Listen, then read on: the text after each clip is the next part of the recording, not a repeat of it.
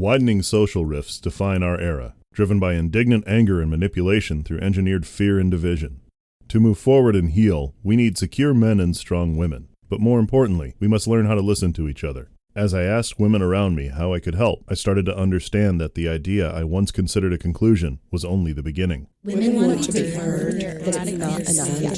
So don't just hear us, but hear us when we say that everything that's happening is not enough to treat us as fully valuable, fully worthy human beings, equal in every way to men. A unified answer that branches out into infinite diversity with one common factor.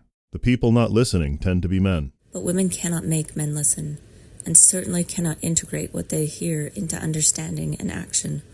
Only men can do that for themselves.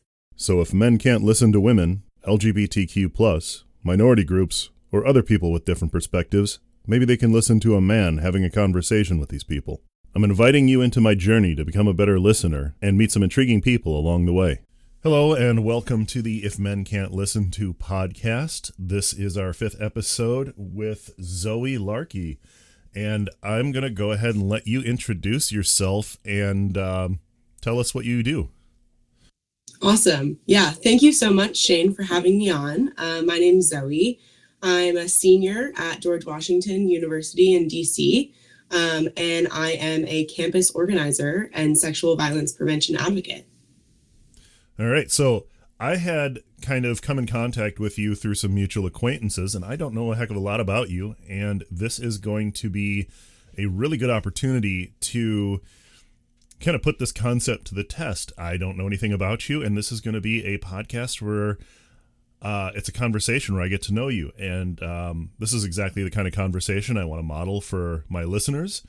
And so let's just kind of dive into something intimidating and get to know you. So I think we got in contact through the this is an early morning. It is the Rise Above Justice. That is it, the Rise Above Justice organization, and there was sort of a group chat going on, and what stays in that group, or what happens in that group chat stays in that group chat. So we're not going to talk about that too much, but that's where I got aware of who you are, and you were aware of who I am.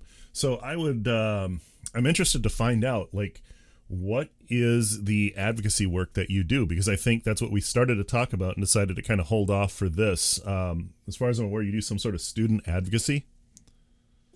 Yeah. So it's kind of through a few different organizations, but the main one is It's On Us. I started a chapter of It's On Us here at my campus at GW. And for anyone listening who might not know, It's On Us is the largest nationwide campus sexual violence prevention nonprofit, and they operate on a campus chapter system. So I had started a chapter of It's On Us at GW a little over a year ago. And so that's kind of how I started to get involved into the campus space. But I would say other than that, I've been doing kind of since the fall of 2023, fall of 2023, sorry. I've been kind of doing this work through various organizations, but It's On Us is the one that I just kind of stuck with because I loved it so much. And this is something that hopefully people know about, but unfortunately, I don't think a lot of people do. Why is this kind of thing needed? How much of this is really, and I'm kind of leading the question here with an answer I already know, but how much of this stuff is swept under the rug, and what is the process that's broken, essentially, that when some sort of sexual assault happens to whatever degree on campus, what is the process? I mean, are the police immediately called, or is there an arbitration process? And how much of that effort is meant to make it go away? I'm curious to hear your experience with the modern college campus rather than just what I've heard through the media. Yeah. So I mean, I feel like I can only 100% speak to my own experience as a student survivor and the experiences that the people on my campus have and confide in me about. But I think that I can say that as a country, we have set up a system where survivors feel completely afraid to go to their institutions and report a sexual assault because we do not believe survivors ever, really. Like in criminal court, in terms of Title IX investigations, survivors are not believed. And so I think, I mean, you asked about the police, like, no, the police are not immediately called in a Title IX investigation unless there is like an immediate threat to safety or well-being.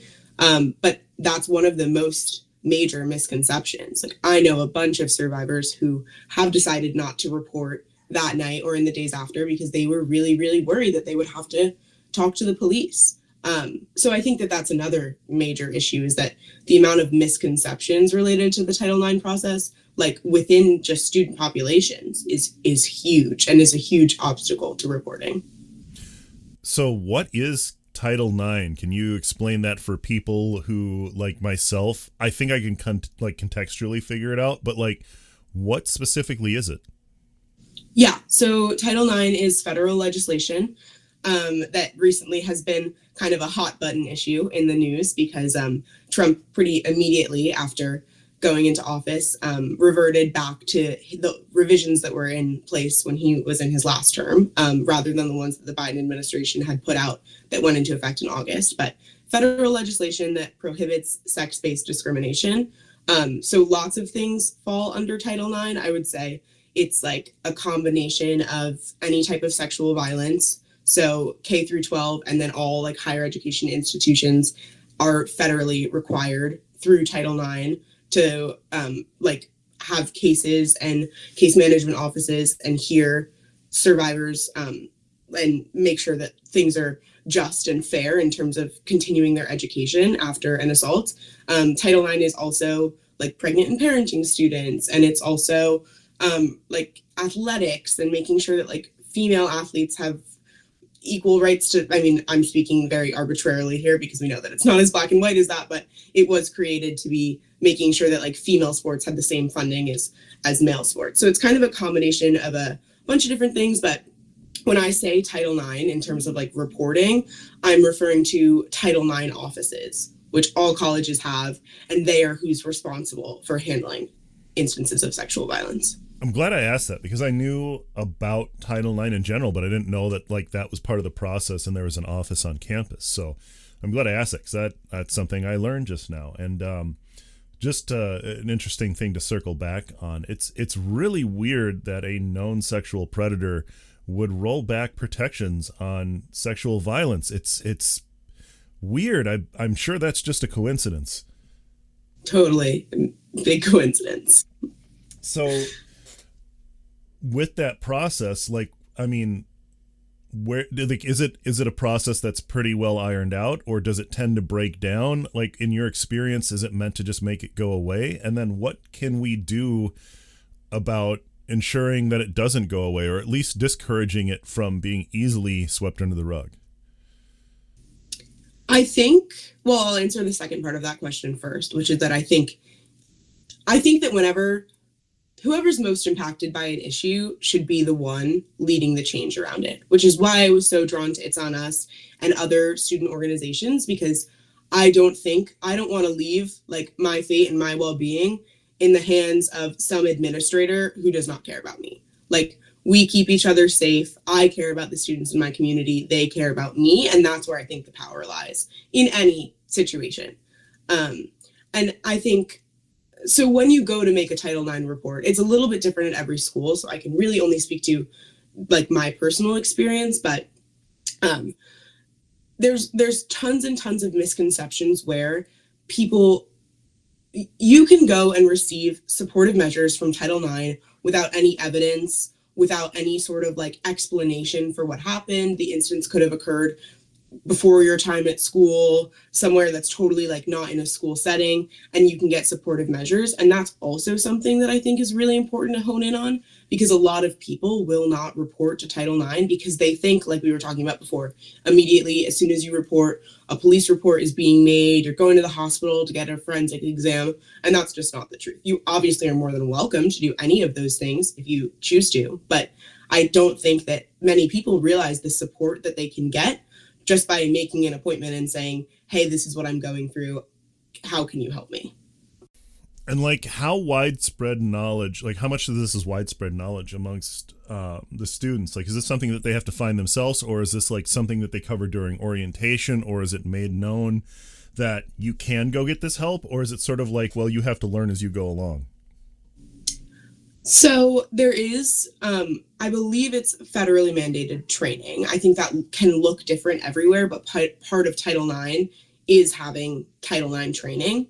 I know that at my school and for a lot of schools, it is a 45-minute long presentation that you can kind of blindly click through. And to be so transparent, like that was me. I showed up to school and was like, this is another thing that I have to do. I'm just going to kind of click right through. Like I did not pay attention. And so like maybe if I had actually paid attention, then when I ended up being assaulted, like I would have known kind of like the steps to take, and I would know my rights and know what was deserved to me that was like quite honestly not given to me. I don't know that for sure, but I like to think that like if Title IX training was more interactive and if it was in person and mandatory for all first year students to go to, we'd have a little bit of a higher success rate, for lack of a better word, in terms of people feeling supported and heard by their campus administrators.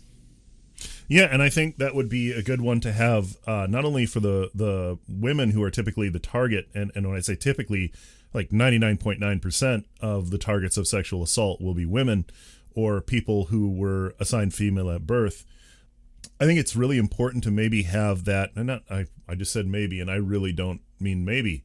I definitely think it is important to involve the men in on that too, because I think consent is something we just assume everybody knows, but we tend not to ensure that. We don't really define consent, and we leave it murky in terms of the male side, and then they claim, well, I didn't know, or this felt like consent, but it's like, no, you damn well know this wasn't consent, or you should have if, your parents did their due diligence, but we can't count on that. So I think it would be really, I like that point. Like, I think it would be really important to have not only that Title IX explained to you, but also like spend some time on consent. Yeah, absolutely. It's so important because I feel like we assume that everyone has this baseline knowledge of like, well, this is right to do to someone and this is not okay to do to someone. But in reality, because of also our country's crumbling education system, especially in terms of sex education, like people do not understand what consent is. And in some instances, at no fault of their own. Like maybe they grew up in a place where that wasn't talked about at school in their sex ed, and then their parents didn't talk to them about it. And it's like, obviously, I'm not excusing anyone's actions ever. But I think that we kind of operate with this like weird assumption that everyone knows what consent is, and we don't need to like really dive into that. But no, plenty of people are completely unaware of what that actually means and what it looks like in practice. And I think something you just said is actually really important to go back on too. It's important to understand. It doesn't excuse, but sometimes you can say, you can work through things to try and understand where someone's coming from, because with problems, it's really important to understand why something is happening in order to try and understand how to solve it. Because if you don't understand where it's coming from, you can only treat the symptoms and not the cause. So I think that's really, really important what you said, for people to understand that you can work through something. And it kind of sounds at first like you're excusing it, but it's just to try and understand the mechanism at which the harm was done. And with the consent thing, this is why I write things down, because I almost would have missed this. With the consent thing, it's like that model of when you have an overpopulated area and someone's getting hurt, like someone's being attacked, and 20 people saw it, but they all assumed that, someone else is going to call it in, and nobody ends up calling it in. It's kind of that same thing with consent. Like everyone assumes that this is something that has been taken care of, but if you don't engage in some proactive problem solving with that and ensure it, maybe it's the first time, someone's hearing that. Maybe someone heard stories like how their parents met and, your father, he wore me down. He kept asking until I finally said yes. And here we are 30 years later, and we fight all the time and, sleep in separate bedrooms. But like, maybe that really wasn't modeled. Maybe there was examples in their life where if they pushed hard enough, they'd succeed. And that's their idea of consent, is wearing somebody down. I think it's important because maybe that person has never been told that. All right, so at this point, I'm going to put in an editing note. We lost Zoe's recording channel for a little bit here, so there might be some silences where it just doesn't make sense. Zoe was talking. We had to kind of stop things and reestablish the recording, but teething problems, I guess, with a new podcast and learning new technology. So if you hear any weird silences, that is what was going on. Anyhow, back to the episode. I kind of had a interaction with somebody. I know her. Oh, I forget her actual name, and I'm gonna have to go back and look this up now. But her screen name on Instagram is it's like Miss Keys, I think it is. Let me pop open the Instagrams, and I will tell you 2 seconds what her name is, because now I'm feeling bad about not knowing what it is. Lakadra Shante. I don't know if you follow her. Yeah, I'll send you her link. So anyways, was talking about all of this stuff, campus stuff. And the post she shared was, there's a disconnect when our colleges, universities, high schools don't allow sexual assault prevention programs from outside sources, but students are getting groomed by teachers. Let survivors speak to decrease perpetrators in our education system. And I kind of went off on a little bit of a rant there, because the kind of thing is, it's interesting to me that instead of routing this directly through local law enforcement and getting people involved, there's this secondary system that exists to manage it instead of solve it. And I know it's not the same everywhere, but I mean, I kind of had this notion here, and pardon me for reading this all out. Closing their eyes, covering their ears, and waiting for the ripple effects of sexual violence to dissipate doesn't make it go away. The only thing the traditional approach prevents is consequences for predators. How many times must the wrong people be protected in institutions whose customers are kids and young adults, and their products are functional, capable, work-ready adults? It's ghoulishly indefensible from a humanitarian perspective, but also counterproductive from a strictly business perspective. The traditional approach to handling sexual violence and coercion creates a defective product. It's just bad business. Through deductive reasoning, this business model indicates to me that a secondary objective is the availability of vulnerable victims to a system where predators operate in the highest ranks of leadership. Now, that was just my assumption as a 45-year-old man, that, it just kind of seems to me that there's something wonky in place, and I want to hear the opinion on what I just said from somebody who's actually there and knows way more about it than I do, where I'm just kind of armchair quarterbacking about it. Okay. Yeah.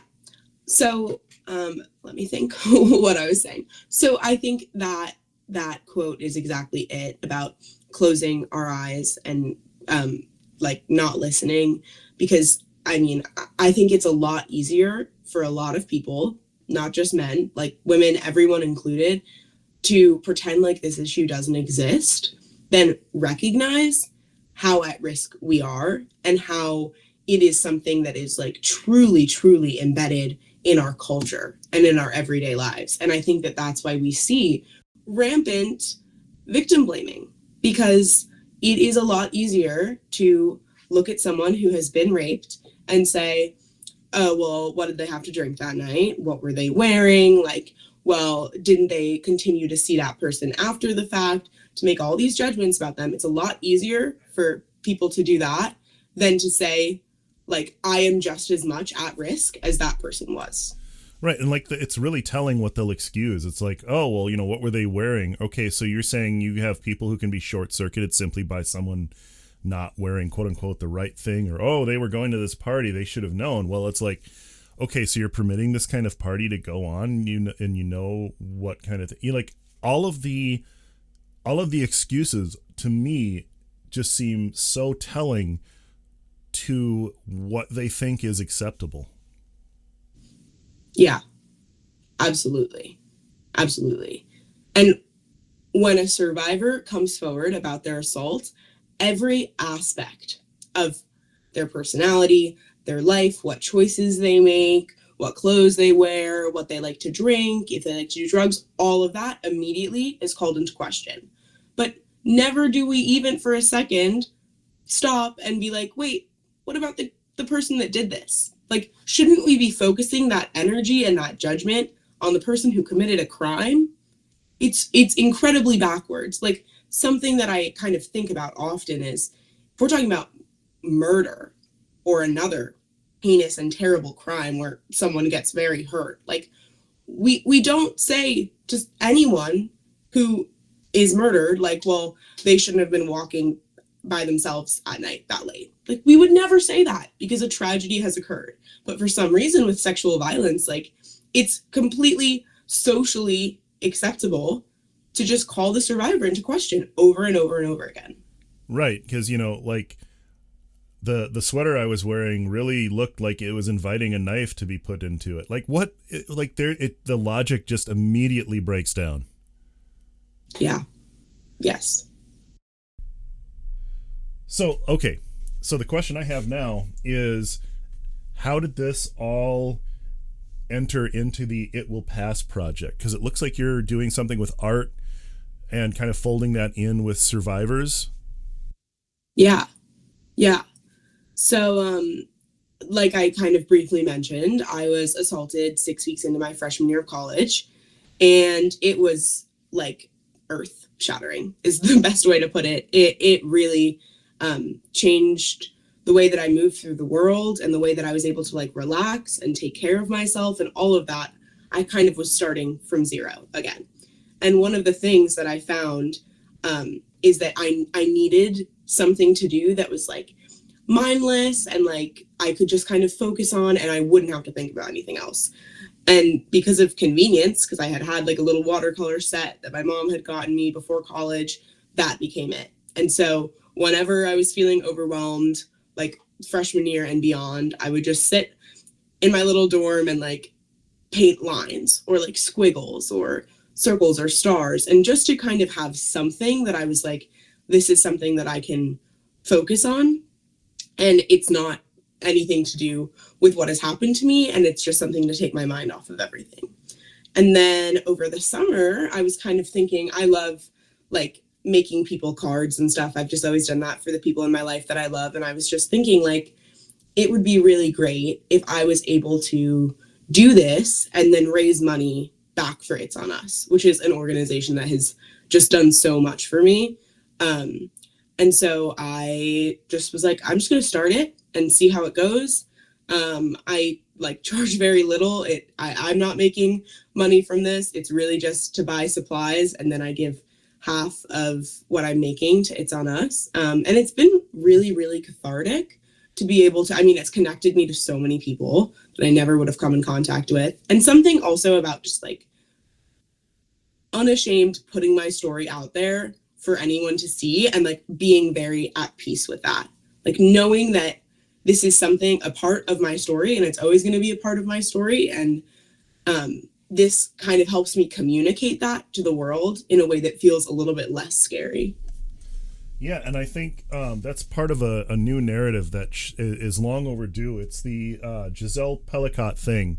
And, you know, her name is French. I'm probably mangling it. But the whole shame changes sides thing, I think, is an extremely important part of the conversation. And it's a good thing when you like you did just talk about where it's not your shame, it's theirs. And it's a story that, like, if you feel like you want to tell it, you should be able to tell, you know?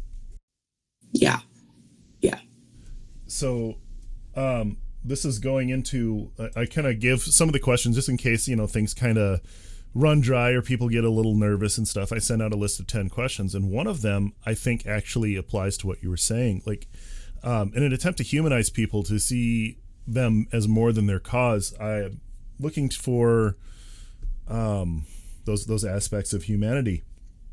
And one of the questions on there is, when was the last time you felt truly safe? And I'm kind of wondering if you had found Like, I know there was probably a huge gap after the assault, but I'm wondering if you found that again, and if there's any time afterwards you felt safe, or did that change your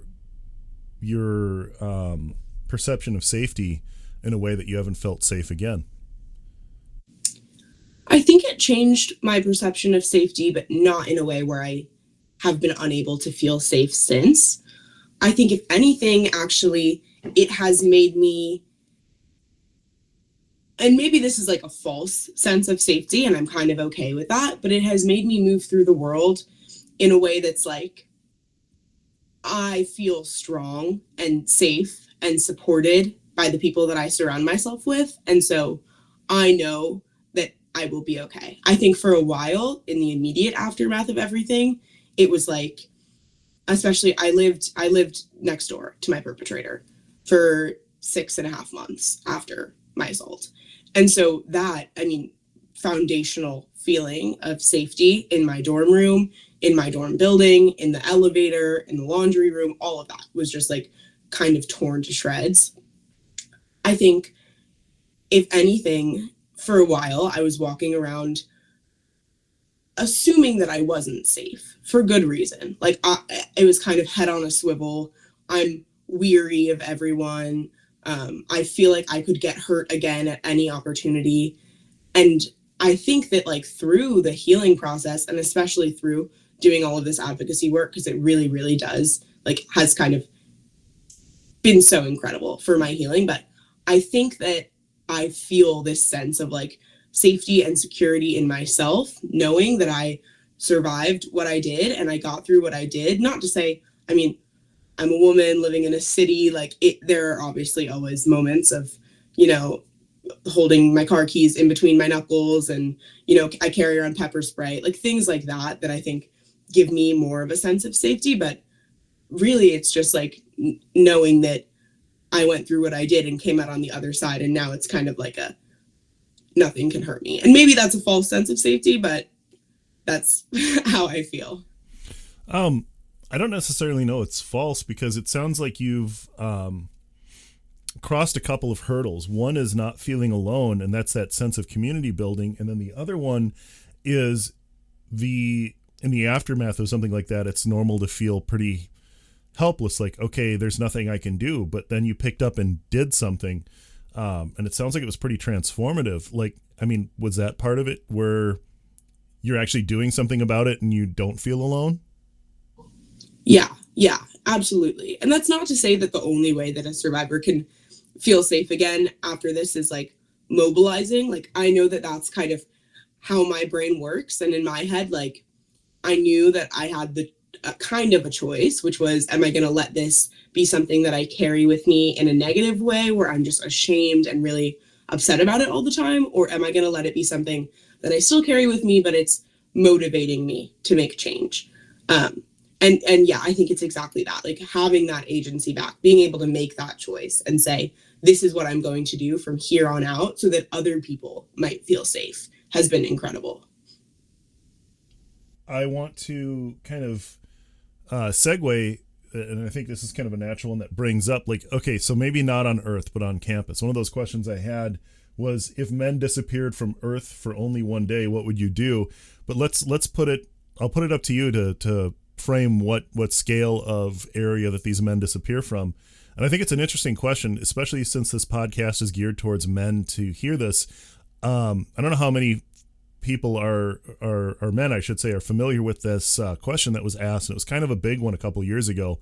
If men disappeared for one day, what would you do? And the answers kind of surprised me, and it was a bit of an eye-opener. So I wonder what you think about that. This is a great question. I started thinking about it when you sent it to me this morning, and I feel like I have 1.5 billion ideas. But I feel like I would start with like community building. I think I would immediately feel safe and would want to welcome the people that I love very much, or people that I like, strangers, to share stories and just sit together in everything shitty that we have experienced at the hands of men a lot of the time. I would, especially on a college campus, like walk around at night and leave my pepper spray at home and like run around and dance and laugh with my friends. I mean, obviously a lot of college life is surrounding like going out to bars and drinking and all of that. I think that would feel incredibly safe, and I would feel very comfortable doing that in a world where men didn't exist. Yeah, I feel like I have more thoughts on that, but they're not quite totally formulated. Oh no, yet. that's fine. That's fine. Because I kind of hit you like with these questions like right before we hit record. One of the ones that for me was kind of chilling and really kind of changed my perspective is some of the things that I take for granted. One of the answers was I'd walk through the park with my headphones in, and me being me, I'd never really considered that one. It's like, oh yeah, situational awareness. Like I can go just about anywhere with my headphones in and not really worry too much about it. But like just that basic thing that you can't do because you need to know what's happening all around you. And that one opened my eyes a little bit. I think like this was the bear question before the bear question, you know? Yeah, absolutely. Another editing note. Unfortunately, we had to go back and re-edit in what is probably the most highly encouraged of these questions and a unifying question amongst all of the different podcast episodes, which is women want to be heard as an incomplete sentence. How would you finish it? Women want to be heard and believed without shame, and we want to be heard fully, without the expectation to stay silent to make others comfortable at the expense of our own survival. Just because it seems kind of like it's been all like doom and gloom and bad things and, you know, recovering from, what are you most proud of in terms of your life on campus, maybe even after this assault happened?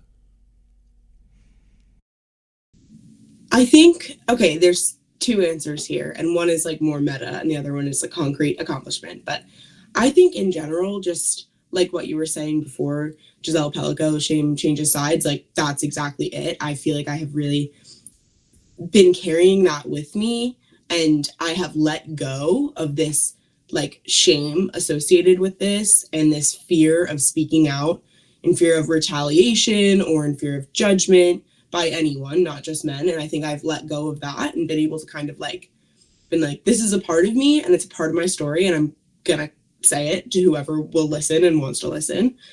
So that to me is a big accomplishment in terms of just like progressing forward in my life after this trauma.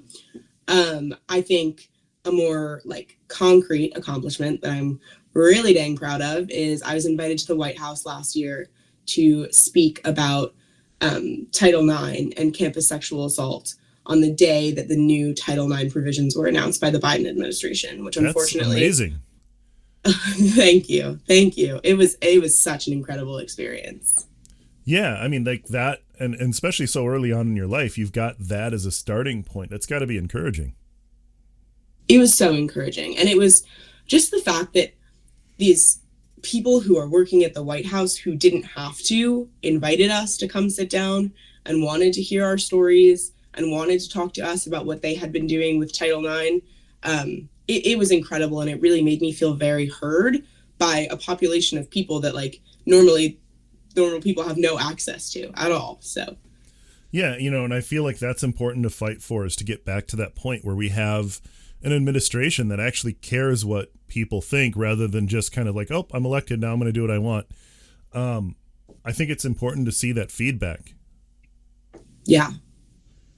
So, and again, I'm changing a lot of these questions based on the conversation we had, and has, just in terms of your life experiences, like this is, and a lot of people don't realize how much of a nexus this is, a pivotal point in someone's life where, depending on the nature of the assault, like who they were dies and somebody else is reborn.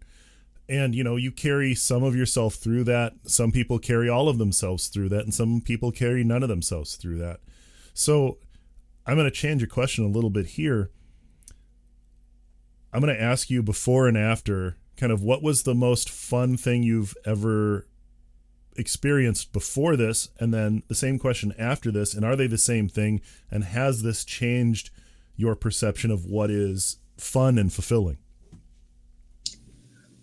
Ooh, that's a really, really great question. I think, well, I mean, I was 18 when this happened, and I'm 20 now. So still very young. And I think, especially being an 18-year-old, like fresh out of high school, like just coming to college, like my definition of fun and fulfilling has absolutely changed, which makes sense to me because I look back and I'm like, oh, I was just literally just a baby. Like, I think that a lot of coming to college was fun. The first couple weeks of college, super fun. It's like an amazing independence that you get that you didn't have before. And it's just, college was fun in the beginning, and it still is. But I think that especially like fun and fulfilling, adding that together, I think that my definition has changed, where it's like, it took me a while to be able to see the fun and happiness in things again.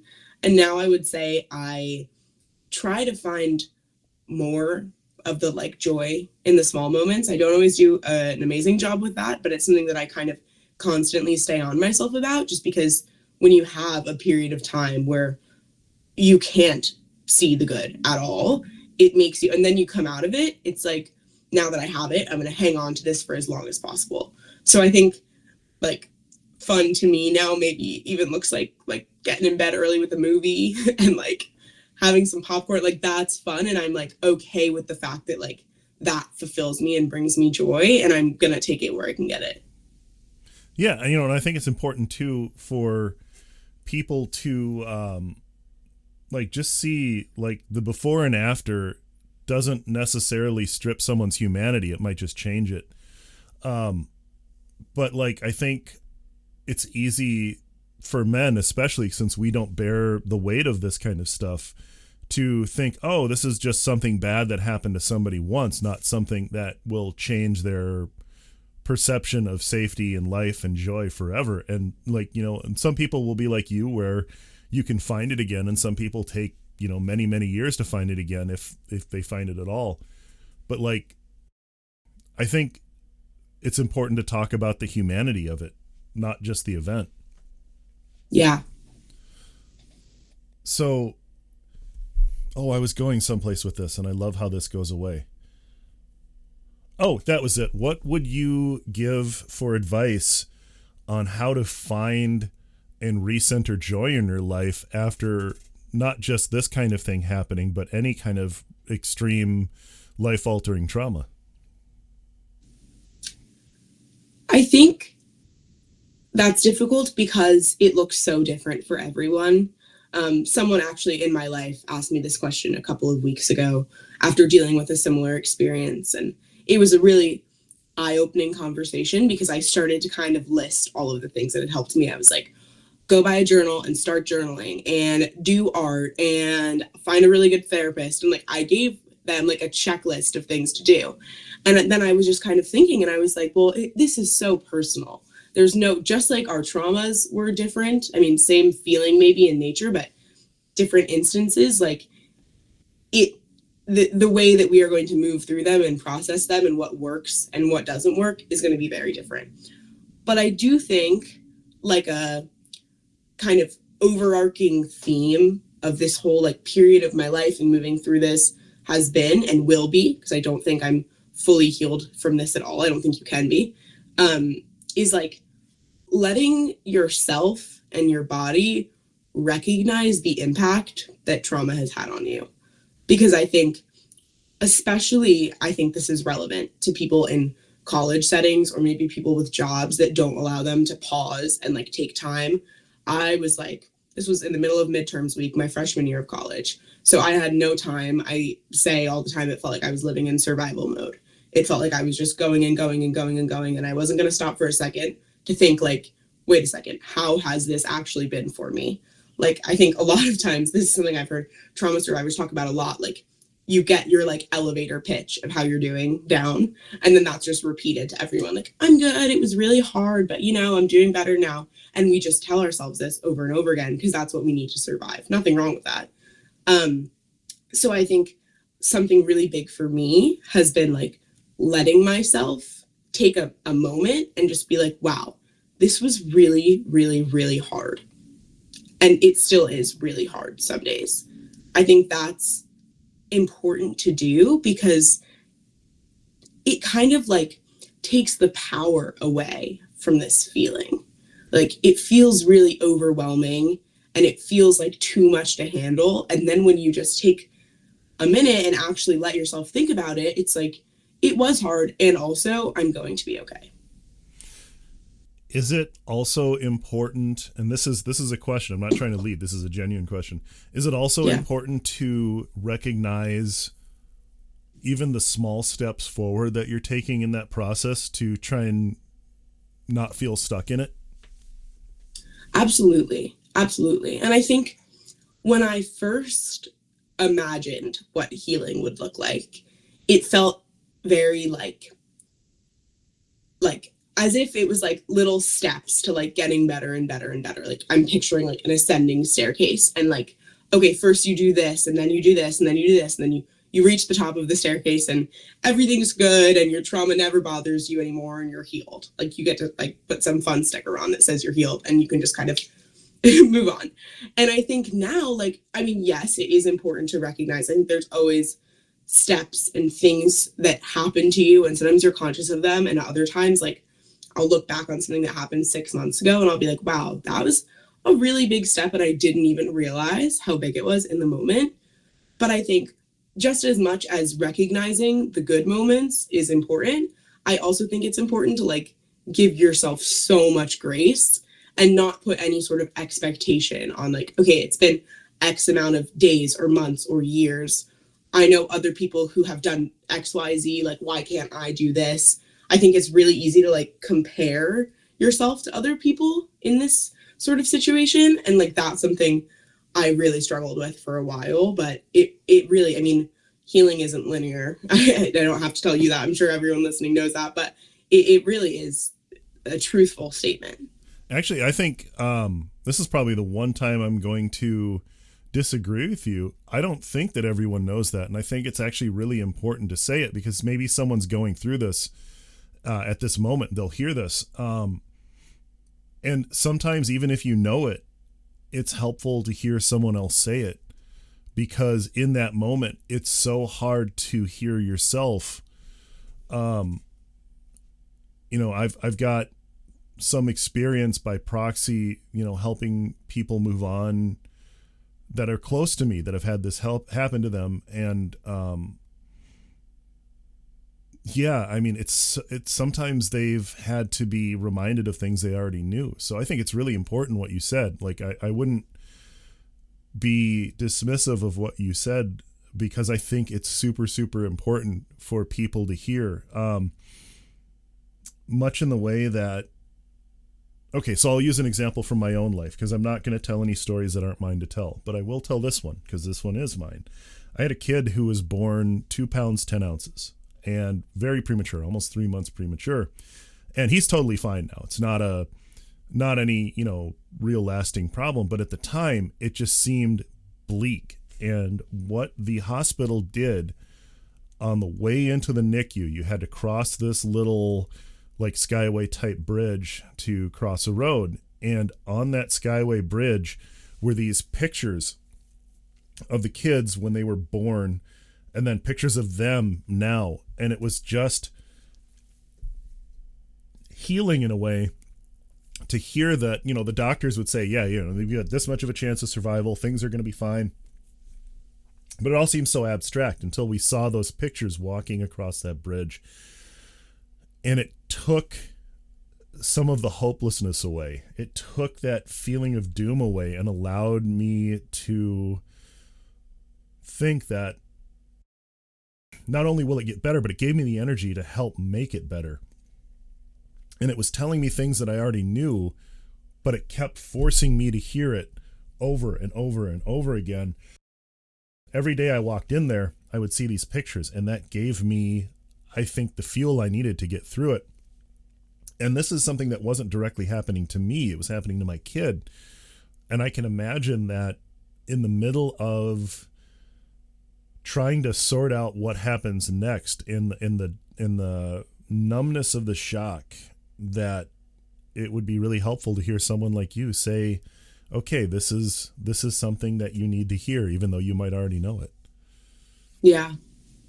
Yeah. No, that's a beautiful story. And I think it really just does speak to the power of storytelling, because a lot of people, I think, don't recognize the impact until you are living through it and you're in the fire and you get a glimpse of like, things will be okay. And even if it's like for a moment and it's not something that makes you feel better for an extended period of time, it's a moment of feeling some sense of calm and okayness in the world and in your body. And I think that that's really something like so beautiful. And I think like one of the big cornerstones of that too is hearing somebody tell you, and you got to hear it over and over again from what I've witnessed, what I've seen, what I've observed, I guess, in other people.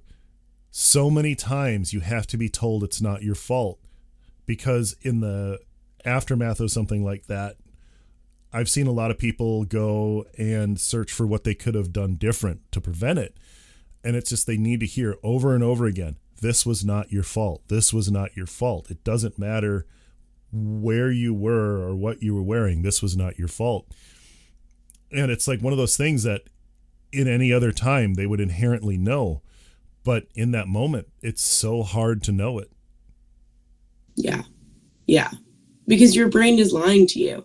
Like it is lying to you most of the time. I'm going to say all of the time, when a survivor thinks, oh, I shouldn't have drank this much. I shouldn't have worn that. I should have done XYZ. Like that is their brain lying to them. Because really, if someone wants to harm you, they're going to harm you. Doesn't matter what you're wearing, what you're doing. If you try and punch and hit and fight back, or if you're frozen and you can't, like, if someone wants to harm you, they're going to harm you. And so, yeah. It's like you can put all the fancy locks on a door on a house. You could put bars on the window, but if somebody wants something in your house, they'll back a truck through your wall. You know, they're going to find a way around it to do what it is. And it's not your fault for not protecting it enough. It's if there's no scrap of fault that's yours. It's the person who did the transgressive thing. Yeah. Yeah. So I think I kind of know the answer to this one already, but this is another one. I kind of want to lead back into the positive. What is a big picture goal, hope, agenda that you're working on, that you'd like to make progress on in the future? Like, what are you working towards?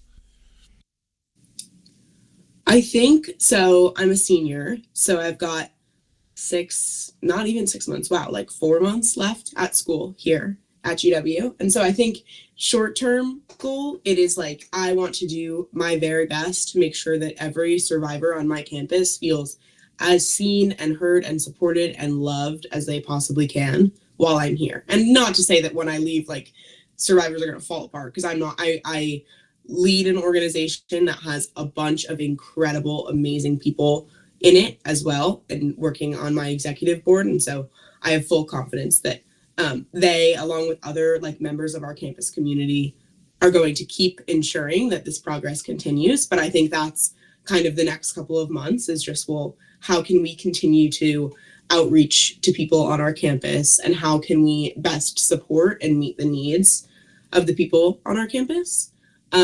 I think looking towards like longer-ish term, I'm going to graduate school in the fall for social work, which has always, not always, but for the past couple of years been a huge goal of mine. So super excited to make that happen, and hopefully work in policy work or some sort of community organizing, work for a nonprofit, continuing to support survivors, because I can't see myself doing anything else, quite honestly. And it sounds like, just to go back to what you were saying about, like, the survivors aren't going to crumble when you leave. It sounds like with the work you've done, it's kind of set in motion that, your legacy and organization is going to keep helping those people even with your presence being gone. It sounds like you've organized and encouraged other people to keep doing that. So that's that's something you can, I suppose, take comfort in. Like when you've moved on, that has already been set in motion thanks to the work you've done. Yeah. Yeah. All right. So is there anything else you'd like to talk about more in depth? I think we briefly talked about the It's On Us, and do you want to like let people know how to find that? Yeah. Yeah. So, I'm trying to think, how should I speak in terms of like if they're students looking to get involved or if they just want to know more about the organization? Oh, a little of both. I mean, that whole thing you remember we were talking about with the orientation, like assuming that people know things is kind of how things slip through the crack. Like let's start and just say, hey, just remind people. I know we briefly talked about it, but like here's what it is. Here's how you can help. Here's how you can find it as a student. Yeah. Yeah. Okay. So yeah, like I had mentioned, It's On Us is the nation's largest nonprofit for campus sexual violence prevention.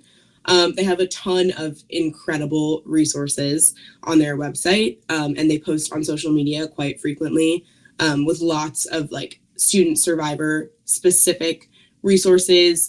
Anytime there's like a major policy change or update or something, they'll post about that as well. So it's just a good way to stay informed in terms of like this specific sort of sector of this issue. And I think for students also, like it has, I mean, I cannot even put into words the amount of impact that organizing with It's On Us and like getting access to that very, very special community has done for me. It has been completely life-changing. And I think I would encourage any student who's interested in It's On Us at all or in this issue area at all to absolutely reach out. And I mean, starting a chapter is like a very, I don't want to say simple commitment because that understates the work that people are putting in, but it is, they make it very accessible to students. Like if you're a student and you want to get involved, they're going to work with you to make that happen, which I just think is like such an empowering and incredible thing. Yeah, and it sounds like it's already pretty pervasive in maybe that's not the right word, but it's widely available on campuses, and if not, then it sounds like they've kind of automated and guided the process of starting one up. Yeah, absolutely. And there's like a search tool on their website where, like, say you go to a college or university, you can find out if your school already has an existing chapter, and if not, like the process to start one is very accessible as well. Right on. Is there anything that you would like to, anything else that you would like to point people towards, especially in terms of college campus resources, like the Title IX office, stuff like that, beyond Title IX offices and It's On Us? Like, is there any other resources that they should know about? I think that lots of campuses, I can't speak to all campuses, but I know that a lot of them have private and confidential resources that student survivors can and are encouraged to seek, which would not automatically trigger a Title IX report. So many people on a university campus are mandated reporters, meaning if you go to your professor and say, hey, this happened to me, your professor more likely than not is going to then be required to file a Title IX report. And I don't want that to discourage anyone from potentially going to a professor, because a Title IX report being triggered, like a mandated reporter going to Title IX and saying, this is what happened, and then Title IX doing outreach, does not hold the student survivor to anything. Like you could get that email and delete it as soon as it comes in your inbox. You're not going to get punished or in trouble or anything like that. So I think that's a big one, is also seeking private and confidential resources such as counseling departments. I mean, again, like it's school specific, so you'd have to check and see like which of the resources, if someone is not interested in making a Title IX report. But a lot of schools have like advocacy offices and things like that, where you can meet with a professional who can kind of guide you in the process without having the weight of being a mandated reporter and needing to go put in that Title IX report at the end of the day. Right on. That's actually really good to know, because I didn't know that. And as you know, as an older person, I've got 2 kids that at some point soon will be potentially entering college. What can I do as a parent to try and help facilitate this kind of organization and change that we need to have? I think make sure that they are aware of the resources on their campus, and that they are aware, and by they I mean like your children answering Mm-hmm. question, and anyone who has kids in college, entering college, knowing what their rights are, meaning if an instance of sexual violence or harassment or dating violence or stalking, like Title IX kind of has all of that under its umbrella. If that occurs, knowing that they do have things like academic support, change in housing, like all of these resources available to them without having to go to the police, go to the hospital, present any evidence to show that that happened to them.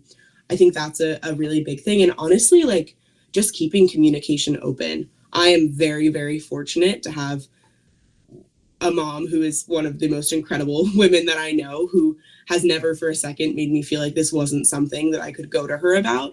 I did not hesitate to call her after this happened to me, and she was down in DC from New Jersey like 12 hours later. So I think having that sort of relationship with your children or with people that you know and love who are in college, where it's like, if something like this unfortunately were to happen to them, they know that they have someone that they can call who will have no judgment and who will know how to best support them. Right on. Are there any like parent organizations that would be a good resource, or is that something we should just kind of hit Google or DuckDuckGo on? That's a great question, and I'm trying to think because I know that there are some, but the names are not coming to my head. But I definitely do think, and if they don't exist, someone's got to start one, because that's an incredible idea. Yeah, because I mean, as a parent, it's one of those things that you hear happening. Oh, this could happen to somebody else, and this happens. Oh, this happens in the big city or whatever, and then it happens to a parent's a child, and sometimes they're underprepared, and maybe they'll have a really bad reaction. So maybe this is something to proactively kind of put out there. If it's something I'm going to look into, actually, maybe I'll put it in like the notes if I find it. And I would actually appreciate if you could send me a list of links that I should put in the show notes afterwards, so people can not only find these organizations that you're talking about, but find you. Maybe we can kind of figure that one out if there is a parents group. Yeah, absolutely. So I got to ask you, I keep seeing this on your arm. Is that an avocado? And we can cut this out. It's a papaya. Papaya. It's a Okay. papaya. Everyone always thinks I get avocado, I get toilet bowl, but it's a papaya. Okay. No, I was wondering about that because it looked like it was an avocado. Any symbolism behind that, or did you just like papayas? So I say it has 3 meanings. It started with 2, but I added a third later because of kind of what it looks like, which is, okay, the first one, my grandfather passed away when I was in high school, and he loved papayas, like was obsessed with them, ate one all of the time. So I got this for him. And also I have a younger sister who's a senior in high school right now, and her name is Maya. We call her Maya Papaya. And so that's kind of the first double meaning. And then everyone kept telling me it looked like female anatomy on my wrist. So now the third meaning is it's for reproductive justice. So we kind of threw that third one in there, but yes. Okay, so I got to ask, and this is where I'm really interested in hearing the answer. What's the gender breakdown on how many people have identified it as your third meaning? Only women. Only okay. Women. Men say toilet bowl, and women say that looks like a vulva. It's important to not just have you be represented by the cause, but more by your humanity and who you are. Is there anything in that regard that you think people should know about you, or that I should know about you? Oh, that's a great question. What makes you human? What makes me human? Oh my God, that's a great question. It's funny because actually in like almost all of my classes this year, I have been asked something along those lines, like on the first day, rather than like, oh, what's your name and a fun fact. It's been like, tell us who you are. Mm-hmm. This is an intense question for a 9 a.m. on a Monday, but I think lots of things. And apart from everything that I kind of just shared, I think I'm very family oriented. have already talked about my mom and sister, like absolutely love them. I was raised with a lot of cousins who I love like siblings and kind of was brought up with like siblings. I'm from a big New Jersey Italian family, so kind of will always have that like connection with me. I think I love listening to music. That's like one of my favorite hobbies. I kind of always have headphones on. I'm always listening to music. Right now, my all-time favorite is James Taylor, but I think right now I've been in like a little bit of a Taylor Swift phase, admittedly, because I'm a 20-year-old girl. So obviously I can't escape the hold that Taylor Swift has on everyone. Yeah, I love making art, like not just painting, any kind of craft. You can probably see on my wall behind me. I like to make things and hang them up. I like to cook and I like to bake, especially with and for the people that I love a lot. Yeah, that's a great question. It really makes you think about like yourself and what's important to you. Yeah, I love improvisational cooking. I'm a terrible baker, but I'm a pretty decent cook. But like, it's something about the process of just experimenting with it and trying it. I really love that process too. So how can we find you online if people want to know more about you? Yeah, I'm on Instagram. My handle is Zoe Larkey. My middle name's in there. So it's ZoeRae and then Larkey, my last name. I'm on LinkedIn, pretty active on LinkedIn as Zoe Larkey. And I would say that's about it. But I love connecting with anyone. Like having a conversation like this is like the best way to start out my Sunday morning. So I'm always open to chat with people and to hear more. Like I love this sort of stuff. So I'm actually kind of curious now because I think I followed the wrong Zoe Larkey. Oh really? No, I think you followed me back. Did I? Let me just double check because now I'm saying like, oh, did I ask you about something that wasn't your project and now you were just like yes-anding me? No. It will pass as mine as well. Okay, so then I did follow the right one. Yes. Oh yeah, it is Zoe Larkey. Okay, cool. Yes. I just wanted to make sure because I'm like, wait, I don't remember the Ray part. No, that would have been amazing if you had gotten through that whole thing and you were just yes and improvising. Well, thank you very much for coming on this very new podcast and entrusting me with your story. I really feel honored by that. And I wanted to thank you for your time. Yeah, thank you so much. Right back at you. This is a fantastic project, and I'm so lucky to be a part of it. All right. Well, thank you very much, and good luck on your endeavors with It Will Pass and your social work in the future. Thank you. All right. Thanks. Bye.